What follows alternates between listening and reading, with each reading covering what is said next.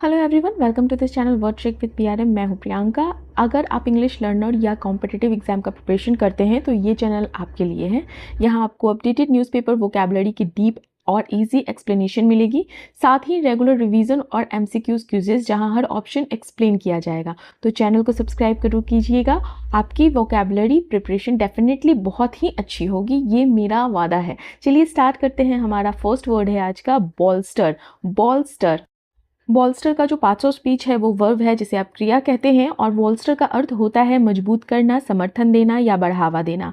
अब इसका कॉन्टेक्स्ट क्या है, मतलब कि टू मेक समथिंग स्ट्रॉन्गर और बेटर। जब आप किसी को स्ट्रेंथन करते हैं, किसी चीज़ को सपोर्ट करते हैं, किसी चीज़ को बूस्ट करते हैं, तो वहाँ पर हम बॉल्स्टर वर्ड का यूज़ करते हैं। जैसे बॉल्स्टर कॉन्फिडेंस, आत्मविश्वास बढ़ाना। बॉल्स्टर द इकोनॉमी मतलब अर्थव्यवस्था को मजबूत करना। बॉल्स्टर सपोर्ट मतलब समर्थन कर बढ़ाना, या बॉल्स्टर सिक्योरिटी सुरक्षा को मजबूत करना। तो इस तरह से आप एक्सप्रेशन इस वर्ड को यूज करते हुए दे सकते हैं। जैसे कि यहाँ पे एग्जांपल है, the new policy will बॉल्स्टर economic growth. मतलब जो नई नीति, न्यू पॉलिसी, नई आर्थिक नीति जो है वो विकास को क्या करेगी, मजबूत करेगी। मतलब कि जो न्यू पॉलिसी है वो आर्थिक विकास को मजबूत करेगी, इसका ये अर्थ है। ठीक है, बॉल्स्टर से रिलेटेड वर्ड्स तो आप जानते होंगे, वर्ड फैमिली को भी सीखना उतना ही ज़रूरी है जितना वर्ड की। उससे क्या होगा ना कि आपके 3-4 वर्ड, एक वर्ड को सीखते हुए 3-4 वर्ड आपको अच्छे से याद हो जाएंगे। ठीक है, जैसे बॉल्स्टर्ड अगर यूज़ करते हैं तो वो मजबूत किया हुआ वो वर्ब एडजेक्टिव है। अगर बॉल्स्टरिंग यहाँ पे हो जाता तो वो वर्ब हो जाता, बॉल्स्टर है तो नाउन हो। तो इस तरह से आप वर्ड को सीखते हुए चलिए। हमारा अगला फ्रेज़ है, so it's a credible deterrent. Credible deterrent noun phrase है और इसका अर्थ होता है विश्वसनीय निवारक शक्ति या विश्वसनीय निवारक व्यवस्था। अब निवारक का क्या अर्थ होता है? निवारक मतलब देखो, क्रेडिबल मतलब विश्वसनीय होता है, ठीक है। और यहीं जब हम डिटेरेंट की बात करते हैं तो वो होता है रोकने वाला। निवारक रोकने वाला, प्रिवेंट करने वाला। समझ आया? तो क्रेडिबल डिटेरेंट का क्या अर्थ हुआ? विश्वसनीय, रोकने वाली शक्ति, रोकने वाली व्यवस्था, जिसे आप निवारक शक्ति या निवारक व्यवस्था भी कहते हो। इंग्लिश में इसका क्या मीनिंग है? A credible deterrent is a realistic and believable threat और capability that prevents someone from taking harmful action. मतलब कि क्या हुआ इसका अर्थ कि ऐसी व्यवस्था, ऐसी शक्ति जो रोके हार्मफुल एक्शन लेने से किसी को, सामने वाले को, या एक्सटर्नल कोई भी थ्रेट या कुछ भी ऐसा हो सकता है।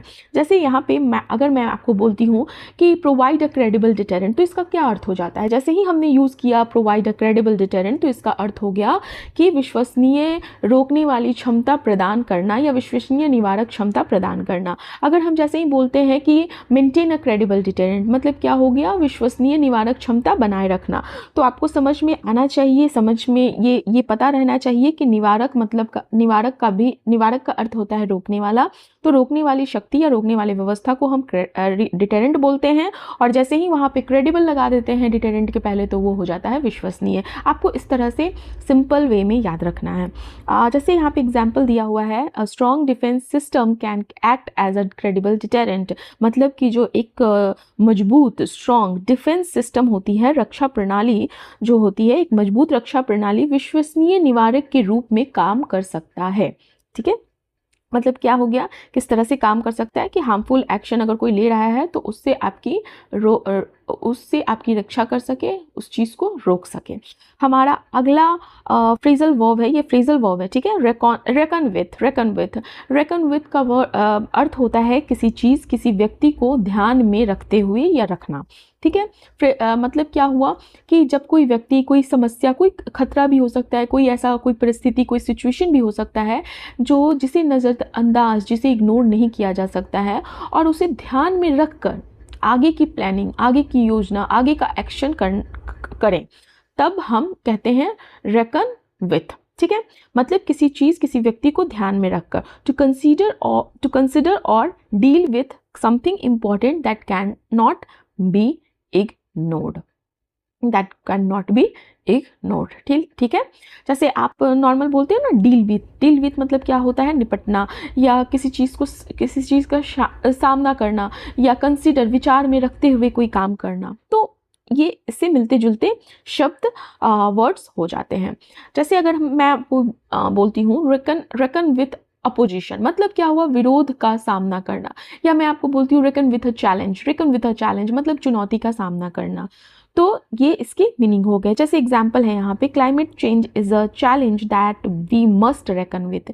क्लाइमेट चेंज जो है, जलवायु परिवर्तन एक ऐसी चुनौती है जिसका हमें सामना करना होगा। ठीक है, जैसे अगर मान लो मैं बोलती हूँ कि हमें इस प्रॉब्लम को गंभीरता से करना होगा, मतलब गंभीरता से लेना होगा। ठीक है, गंभीरता से लेकर इस प्रॉब्लम को समझना और सोच करना होगा। तो यहाँ पर हम रेकन विथ का यूज़ कर सकते हैं, हमें इस प्रॉब्लम को रेकन विथ करना होगा, इस तरह से हम यूज़ कर सकते हैं। सो अब हमारा अगला वर्ड है कल्पेबल। कल्पेबल, कल्पेबल वर्ड जो है एडजेक्टिव है और इसका अर्थ होता है दोषी या किसी गलती या अपराध के लिए जिम्मेदार। तो एडजेक्टिव है तो ये एक ऐसे व्यक्ति के बारे में बात की जा रही है जो गिल्टी होता है या जिसे आप रिस्पॉन्सिबल कहते हैं, ब्लेम वर्दी होता है। मतलब क्या हुआ कि responsible for doing something wrong और बैड, ऐसा व्यक्ति जो किसी गलती के लिए जिम्मेदार हो, किसी अपराध के लिए जिम्मेदार हो। जैसे अगर अच्छा, इस वर्ड को हम कैसे यूज़ करते हैं, जैसे कहते हैं ना, अगर सिंपली हम एक्सप्रेशन में यूज़ करना चाहें तो कैसे करते हैं, कल्पेबल कंडक्ट, मतलब कि दोषपूर्ण आचरण। ठीक है, ऐसा आचरण, ऐसी कंडक्ट जो दोष मुक्त नहीं है, दोषपूर्ण है। ठीक है, कल्पेबल होमिसाइड मतलब गैर इरादतन हत्या। आपने ये मूवीज वगैरह में ये वर्ड सुना होगा, कल्पेबल होमोसाइड। कल्पेबल होमोसाइड मतलब क्या हो गया कि ऐसा हत्या जो गैर इरादतन है। या कल्पेबल पार्टी मतलब दोषी पक्ष। तो इस तरह से हम इस वर्ड को यूज़ कर सकते हैं। जैसे कि अगर यहाँ पे सेंटेंस देखें, the officer was culpable for the mistake, मतलब अधिकारी जो है उस गलती के लिए दोषी था। अगर हम बोल रहे हैं इतनी बड़ी गलती के लिए वह दोषी है, तो हम कैसे बोलेंगे, इतनी बड़ी गलती के लिए वो कल्पेबल है। अगर हम बोल रहे हैं जांच में, इन्वेस्टिगेशन में पता चला है कि जो ऑर्गेनाइजेशन है वो दोषी थी, तो हम कैसे इसको बोल सकते हैं कि इन्वेस्टिगेशन में पता चला है कि वो कंपनी जो है वो कल्पेबल थी। ठीक है, तो इस तरह से हम यूज़ करेंगे हमेशा। हिंदी के शब्द, हिंदी के वाक्यों में अगर वर्ड को डालते हो और उसको यूज़ करते रहते हो तो आपको वर्ड याद रहेगा। क्योंकि ये पॉसिबल नहीं है बहुत सारे लोगों के लिए कि आप इंग्लिश का सेंटेंस फॉर्म करते जाओ वर्ड वोकैबुलरी के लिए, क्योंकि आसपास के लोग इतना वो नहीं होता है कि हम आसपास के लोगों के साथ कम्युनिकेट कर पाए। सब अपनी रीजनल लैंग्वेज, अपनी लैंग्वेज में बात करते हैं, मोस्टली हिंदी में बात करते हैं। तो आप वोकैबुलरी याद करने के लिए ये कर सकते हैं कि अपने वाक्यों में वोकैब्स जो हैं, वर्ड जो हैं, यूज़ कर सकते हैं। ठीक है, हमारा अगला वर्ड है इनकॉम्पिटेंट। इनकॉम्पिटेंट वर्ड क्या है, बहुत कॉमन वर्ड है। ठीक है, फिर भी मैं यूज़ कर रही हूँ। देखो, इनकॉम्पिटेंट जो है एडजेक्टिव है, ये किसी की विशेषता बताता है। तो आप इनकॉम्पिटेंट, जैसे अगर किसी को कह रहे हो ना, तो आप ये उस व्यक्ति को कह रहे हो कि आप अयोग्य हो, किसी काम को ठीक से करने में असमर्थ हो, आप अनस्किल्ड हो, आप अनेबल, मतलब ये सारे आपको, इनकैपेबल, अनस्किल्ड, अनेबल, ये सारे आप उसमें वर्ड डाल रहे हो इनकॉम्पिटेंट। तो मतलब क्या हुआ कि अगर कोई व्यक्ति इनकॉम्पिटेंट है तो वो, जैसे कोई काम के लिए, अब कोई वर्क है, तो आप अगर सामने वाले को बोल रहे हो कि यार तुम इस काम के लिए इनकॉम्पिटेंट हो, तो आप उसको ये कह रहे हो कि आप अनस्किल्ड हो, आप अच्छे से इस काम को नहीं कर सकते हो, क्योंकि आप शायद अनकेपेबल हो, आप अनेबल हो, या आप के पास स्किल नहीं है, जो भी है। ठीक है, तो नॉट हैविंग द एबिलिटी और skill to do a job properly, तो उसे आप इनकॉम्पिटेंट बोलोगे। जैसे कि यहाँ पे एग्जाम्पल दिया है, the manager was incompetent and made several mistakes. Manager जो है अयोग्य था और उसने कई गलतियाँ की, मतलब वो मैनेजर के लायक नहीं था। सिंपल वे में समझो तो इनकॉम्पिटेंट एम्प्लॉय, आपने सुना होगा ना, हिज इनकॉम्पिटेंट एम्प्लॉय मतलब अयोग्य कर्मचारी है। हिज इनकॉम्पिटेंट लीडरशिप मतलब इसमें लीडरशिप क्वालिटी नहीं है। ये सेंस आप कह रहे हो ये एक्सप्रेशन यूज़ करके, मतलब ये सेंस दे रहे हो ये एक्सप्रेशन यूज़ करके। अगर हम बोल रहे हैं कि वह इस काम के लिए इनकॉम्पिटेंट है, या हम बोल रहे हैं कि अगर कोई व्यक्ति बार बार वही गलती करे तो लोग उसे अयोग्य समझ सकते हैं, तो यहाँ पे आप बोल सकते हो कि अगर वो कोई व्यक्ति बार बार वही गलती करे तो उसे इनकॉम्पिटेंट समझा जा सकता है, या लोग उसे इनकॉम्पिटेंट समझ सकते हैं। समझ में आया इनकॉम्पिटेंट का अर्थ। नेक्स्ट है फॉर्मिडेबल अलायंसेस। फॉर्मिडेबल अलायंसेस जो है नाउन फ्रेज है। ठीक है, फॉर्मिडेबल का अर्थ क्या होता है और अलायंसेस का अर्थ क्या होता है। देखो, फॉर्मिडेबल का अर्थ होता है प्रभावशाली, इफेक्टिव। ठीक है, अफेक्टिव। और अलायंस का गठबंधन अर्थ होता है, तो ये दोनों वर्ड जब मिलते हैं तो उसे हम नाउन फ्रेज कहते हैं, ये फ्रेज बन जाता है। और जैसे ही ये फ्रेज बनता है तो फॉर्मिडेबल अलायंस का अर्थ हो जाता है शक्तिशाली प्रभावशाली गठबंधन, पावरफुल अलायंस जिसे आप बोलते हो, very strong and powerful partnership जिसे आप बोलते हो। ठीक है, पावरफुल शक्तिशाली, मजबूत, इन्फ्लुएंशियल का अर्थ क्या होता है, प्रभावशाली। तो ऐसी गठबंधन, ऐसी पार्टनरशिप जो इफेक्टिव हो, इन्फ्लुएंशियल हो, पावरफुल हो। फाइन। तो जैसे यहाँ पर हम यूज़ कर सकते हैं जैसे बिल्ड अ फॉर्मिडेबल अलायंसेज, मजबूत गठबंधन बनाना या मजबूत पार्टनरशिप करना या बनाना। ठीक है, go and form a formidable alliances मतलब क्या हो गया कि जाओ और प्रभावशाली, इन्फ्लुएंशियल, इफेक्टिव गठबंधन बनाओ।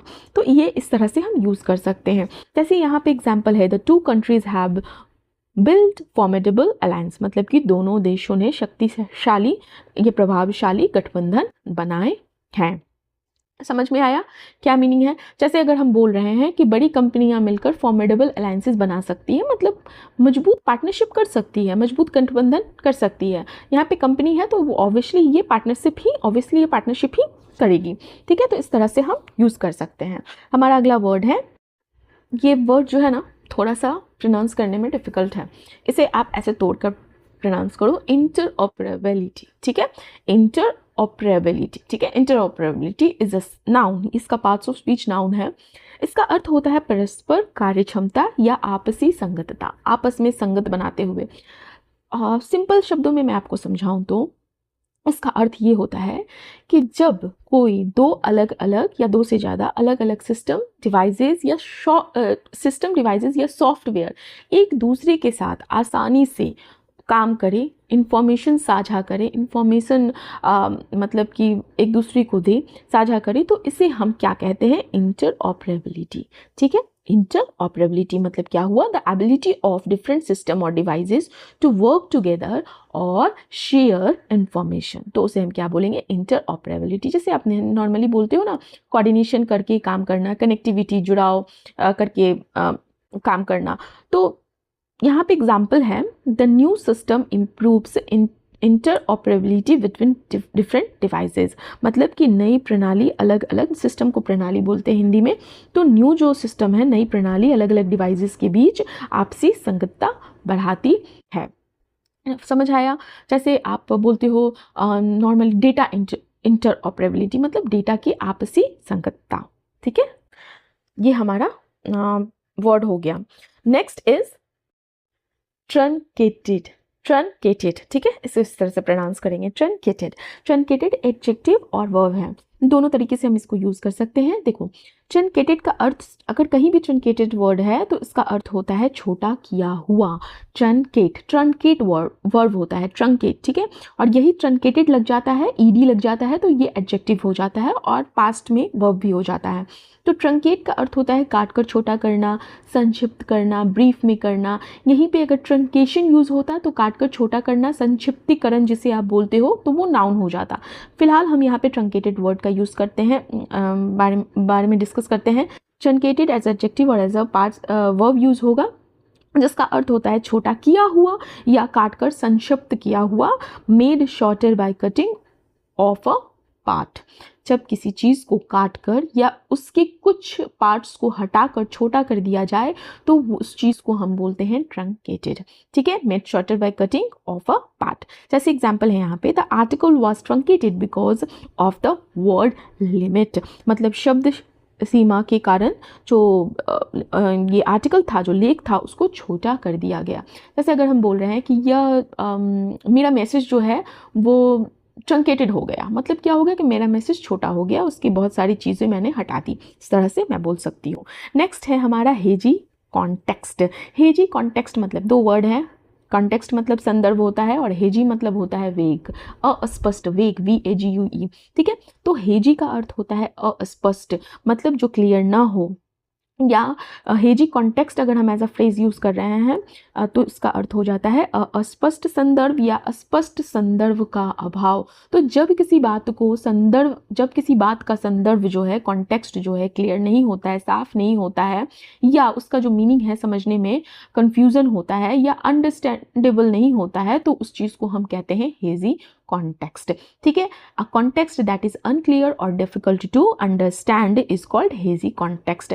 हेजी का सिंपल मतलब समझिए, कहीं भी हेजी लगा हो तो समझ लीजिए कि उसका अर्थ होता है धुंधला, अस्पष्ट, ठीक है, क्लियर नहीं है। जैसे मान लो कि मैं बोल रही हूँ hazy context of the event, मतलब घटना का अस्पष्ट संदर्भ, या मैं अगर आपको बोल रही हूँ कि hazy context of the statement, मतलब जो स्टेटमेंट दिया गया उसका अस्पष्ट कॉन्टेक्स्ट है। ठीक है, एग्जाम्पल यहाँ पे क्या है, the statement was made in a hazy context. यह बयान जो है, यह जो स्टेटमेंट है, एक अस्पष्ट संदर्भ में दिया गया है, मतलब कि क्लियर उसका कॉन्टेक्स्ट नहीं है। ठीक है, या हम बोल रहे हैं कि इस बात का अस्पष्ट संदर्भ है इसलिए मीनिंग क्लियर नहीं है, मतलब क्या हुआ कि इस बात का हेजी कॉन्टेक्स्ट है इसलिए जो मीनिंग है इसका सही नहीं निकल रहा है, या मीनिंग जो है क्या कहना चाह रहे हो वाला, कि क्या कहना चाह रहे हो पता नहीं, क्लियर नहीं है। ठीक है, तो थैंक यू फॉर वॉचिंग। ये हमारा आज का लास्ट फ्रेज़ या वर्ड था। तो अगर अभी तक आपने मेरे चैनल को सब्सक्राइब नहीं किया तो ज़रूर से चैनल को सब्सक्राइब कीजिए, वीडियो को लाइक कीजिए, शेयर कीजिए, कमेंट कीजिए, और रिवीजन भी होगा। जितने भी वर्ड्स मैं डिस्कस करती हूँ मैं सबको एक दो वीडियो के बाद मैं सारे वर्ड को MCQ फॉर्मेट में रिवाइज करवाऊंगी। Thank you, have a nice day.